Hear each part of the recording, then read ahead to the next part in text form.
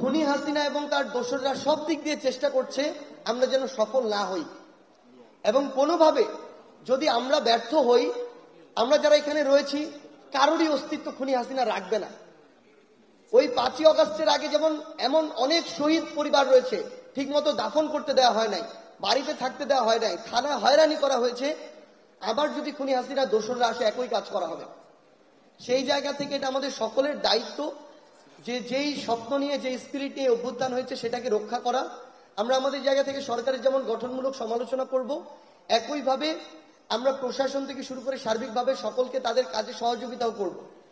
এবং আমরা এখানে আমাদের পুলিশ প্রশাসন রয়েছে, জেলা এবং বিভাগীয় প্রশাসন রয়েছে।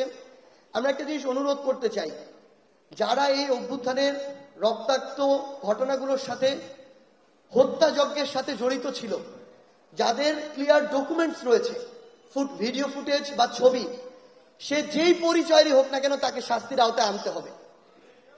আমরা যদি মনে করি যে সে ছাত্রলীগ, যুবলীগ, আওয়ামী লীগের নেতা, সে পুলিশের সদস্য ছিল, সে সরাসরি হত্যাযজ্ঞের সাথে জড়িত, আমার ছবি আছে, ভিডিও ডকুমেন্টস আছে, তারপরও কিছু করাটা রিস্কি, তাহলে আমরা সরি। আমরা মনে করি আপনি আমাদের এই অভ্যুত্থানের স্পিরিট ধারণ করেন না, আপনি তাহলে এই দায়িত্ব ছেড়ে অন্য জায়গায় যেতে পারেন। এটা শুধু আমাদের নয়, এখন যারা প্রশাসনের দায়িত্ব পালন করছে এটা তাদের অস্তিত্বের সাথে সম্পর্কিত। তারা আজকে এই জায়গায় এসেছে এই অভ্যুত্থানের ফলেই, এটাই সত্যি কথা। এটা যদি না হতো, হয়তো তাদেরকে কোনো জায়গায় পুলিশ লাইন্সে রাখা হতো, কোনো জায়গায় ট্রেনিং সেন্টারে রাখা হতো, কোনো জায়গায় বান্দরবনে পোস্টিং রাখা হতো। এটাই হয়েছে, আমরা তো এখন দেখছি। আমাদের বিনয়ের সাথে এটা অনুরোধ, দয়া করে যাদের এগেইনস্টে ডকুমেন্টস আছে তাদের বিচারিক প্রক্রিয়া যেন বিন্দু মাত্র কোনো দয়া দেখানো না হয়।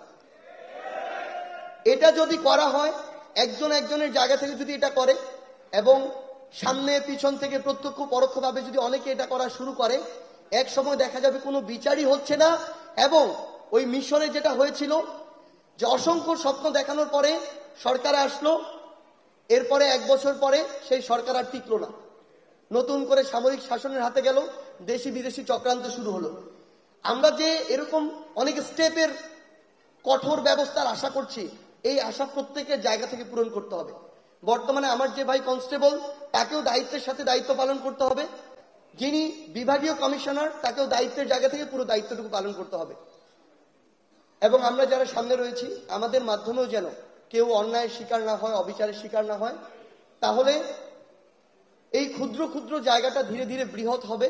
দিন শেষে যেই স্বপ্ন নিয়ে এত রক্ত দেয়া, এত জীবন দেয়া, সেটা পূরণ হবে না। অনেক কথা বলেছি। আমি আমার শহীদ পরিবার থেকে শুরু করে আহত যোদ্ধা যারা রয়েছেন সকলের কাছে আমরা দোয়া চাই। এই কারণেই যে আসলে কালো শকুনদের যে খারাপ নজর, যে চক্রান্ত, সেটা শেষ হয়নি। আপনারা সব দিক দিয়ে দেখতে পাচ্ছেন। আমরা এইটুকু কথা দিয়ে যাই আপনাদেরকে, আজকের এই মঞ্চ থেকে, আমরা যদি বেঁচে থাকি, আমাদের কোনো শহীদ পরিবার, কোনো আহত যোদ্ধার গায়ে আমরা একটা আঁচড় পর্যন্ত লাগতে দিব না। আমরা যদি বেঁচে থাকি, হয়তো একটু সময় লাগবে, আমাদের কোনো শহীদ পরিবার, কোনো আহত ভাই, দুর্দশাগ্রস্ত জীবন তাদেরকে অতিবাহিত করতে হবে না। আমরা আমাদের জীবনের বিনিময়ে, আমাদের সবটুকু দিয়ে সবসময় আপনাদের পাশে থাকব। সবাই ভালো থাকবেন, আমাদের জন্য দোয়া করবেন। ইনশাআল্লাহ আপনাদের সাথে আবার দেখা হবে, হয়তো সংগ্রামের রাজপথে, নয়তো বিজয়। ধন্যবাদ।